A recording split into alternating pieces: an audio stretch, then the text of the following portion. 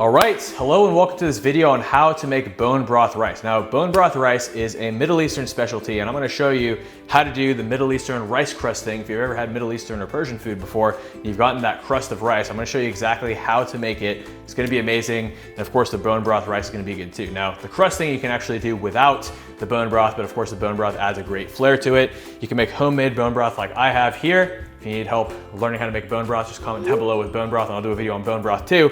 But in this video, I'm just gonna show you how to use either your own bone broth or bone broth that you've bought at the store to make bone broth rice with the crustiness, which is absolutely delicious. So the first thing I'm gonna do is I'm gonna take beef tallow, which actually, if you make your homemade bone broth, is the fat that collects on top when you cool it. So this stuff's amazing for cooking.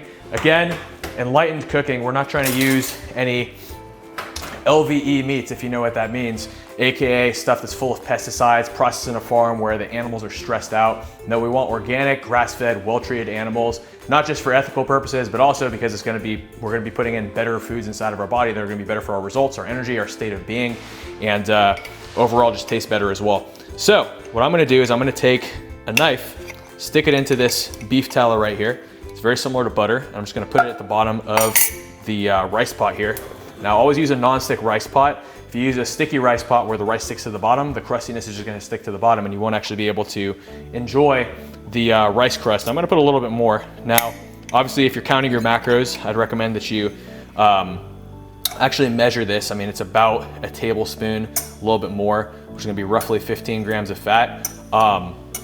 However, depending on whether you're cutting right now and you're following a regimented amount of calories, which is really the only case where you really would want to be tracking calories, versus more of a lifestyle approach after you've gotten to your goal or in the process of preparing for your goal where you're eating more of an intuitive diet and just making sure you're counting your protein, you're not really gonna have to track super exactly. But again, that's stuff we could talk about in other videos. In this video, I'm gonna show you how to do the bone broth rice. And obviously, if you have questions on nutrition, I've got other videos on that too. Or you could just ask me a question. I'm happy to answer in the comments as well. So the next thing we're gonna do is we're gonna take some rice. I'm gonna turn this down a bit so it doesn't splash all over my face and burn my skin. So if you have a cup measure, you can use that. But I know some people don't have a cup measure, so you can just use a regular cup. And the instructions on this one is it says 1 1/4 cup of water for every cup of rice. Now this rice comes from my boy Imran Khan, aka Rice Daddy up in NorCal, so shout out to Rice Daddy, appreciate you, bro. And I'm just gonna put one of these cups worth of rice in here. And what I actually like to do is I'll kind of like toast the rice, so to speak, inside of the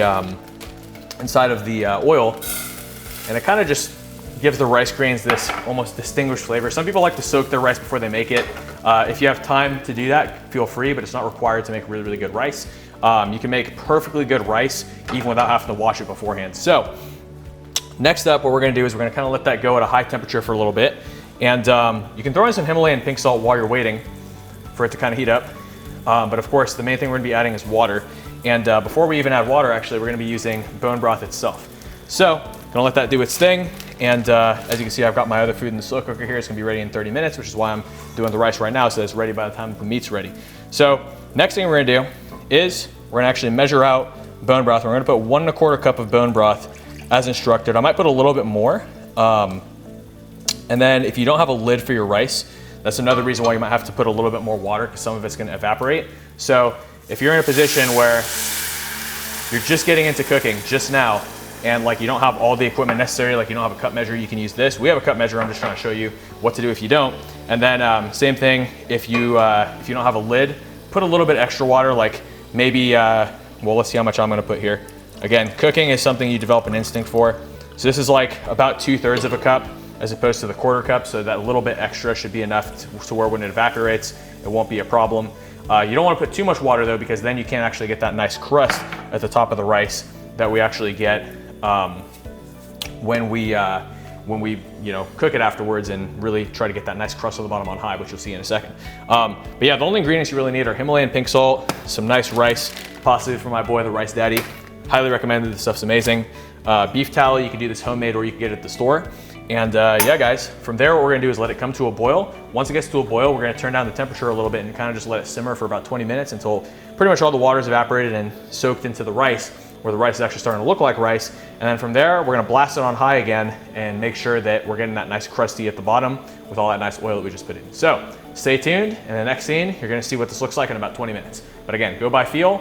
And if you need longer than 20 minutes or your rice needs longer than 20 minutes, that's totally fine. Numbers in cooking are often arbitrary, but again, it's a nice rule of thumb. So wait about 20 minutes and we should see some amazing rice. Welcome back. So now that it's been 20 minutes or an arbitrary amount of time, it's actually been a little longer than 20 minutes. You can see the rice is nice and cooked. So what we're gonna do is we're gonna blast it on high.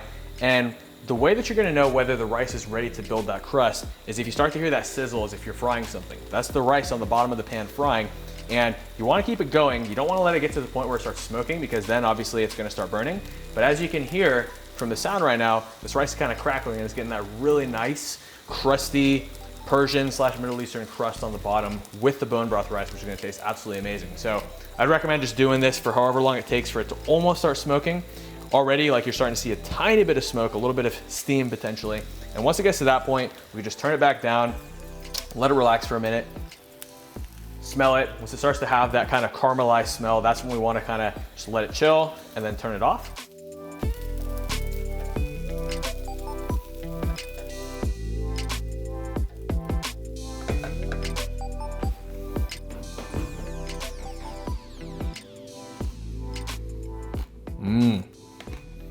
Wow, that nice crust. Oh man, it's so good.